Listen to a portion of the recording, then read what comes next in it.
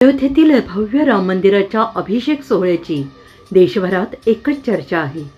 देशातील अनेक मान्यवर नेते, पुजारी, शास्त्री यांना या सोहळ्याचे निमंत्रण पाठविण्यात आलेले आहे। याच दरम्यान काँग्रेस नेत्या सोनिया गांधी या सोहळ्याला उपस्थित राहणार का, असा प्रश्न राजकीय वर्तुळात सुरू आहे।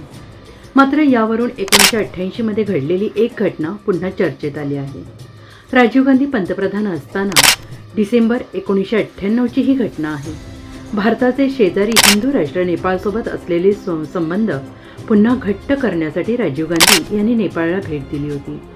नोव्हेंबर 1987 मध्ये सार्क परिषदेत सहभागी होण्यासाठी राजीव गांधी काठमांडूला गेले होते। त्यानंतर ते पुन्हा डिसेंबर 1988 मध्ये नेपाळला गेले। त्यावेळी त्यांच्या पत्नी सोनिया गांधी या देखील त्यांच्यासोबत होत्या। बीर विक्रम सिंग हे त्यावेळचे नेपाळचे राजे होते। राजीव गांधी आणि बीर विक्रम सिंग यांची चांगली मैत्री होती।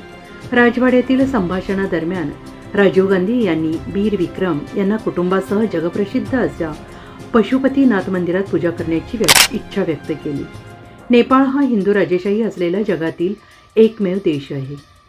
आंध्र प्रदेशातील तिरुपती बालाजी मंदिर आणि पुरीच्या जगन्नाथ मंदिर यांच्याप्रमाणेच पशुपतीनाथ मंदिरात बिगर हिंदूंना प्रवेश दिला जात नाही। राजीव गांधी यांना त्याची माहिती मिळाली होती। त्यासाठी त्यांनी नेपाळच्या राजासमोर हा प्रश्न उपस्थित केला, पण राजा बीर विक्रम सिंग हे भारताच्या पंतप्रधानांना मदत करू शकले नाहीत। भारताचे पंतप्रधान यांनी नेपाळच्या राजाची मध्यस्थी घेण्याचं कारण म्हणजे राजीव गांधी यांचं स्वागत आहे, परंतु सोनिया गांधी या हिंदू नसल्यामुळे त्यांना मंदिरात प्रवेश दिला जाणार नाही, असे मंदिर व्यवस्थापनाने भारतीय दूतावासाला सांगितले होते। त्यामुळे मोठा पेच निर्माण झाला। त्यामुळेच राजीव गांधी सोनिया गांधी यांच्या मंदिरात सुरक्षित प्रवेशाबाबत नेपाळच्या राजाकडून आश्वासन मागत होते, पण राजा बिरेंद्र सिंग यांनी पुरोहितांना तसे कोणतेही आदेश देण्यास असमर्थता व्यक्त केली।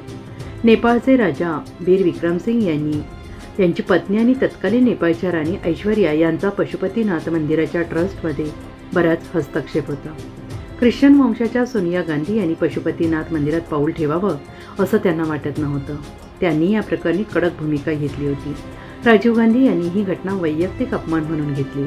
पशुपतीनाथ मंदिरातून दर्शन आणि पूजा न करताच ते भारतात परतले। राजीव गांधी यांची ही नेपाळ भेट दोन्ही देशातील संबंध सुधारण्यासाठी महत्त्वाची मानली जात होती, पण झालेल्या अपमानाने राजीव गांधी संतापले होते। काही काळानंतर त्यांनी भारत नेपाळ सीमेवर नाकाबंदी केली। यामागे नेपाळने भारताचा शत्रू राष्ट्र चीनकडून विमानविरोधी तोफा आणि इतर शस्त्रे खरेदी केली असे कारण सांगितले होते, पण या निर्णयामागे सोनिया गांधींना मंदिरात प्रवेश न देण्याचा मुद्दा हे खरे कारण होते असे मानले जाते। राजीव गांधी यांनी केलेल्या नाक्याबंदीमुळे दोन्ही देशातील द्विपक्षीय व्यापार ठप्प झाला। संबंध खूपच ताणले गेले होते। रॉचे माजी विशेष संचालक अमर भूषण यांनी इनसाइड नेपाळ या पुस्तकात राजीव गांधी यांच्या कारकिर्दीत नेपाळची राजेशाही उलथून टाकण्यासाठी कसे काम केले होते हे सांगताना ही घटना विशद केली आहे।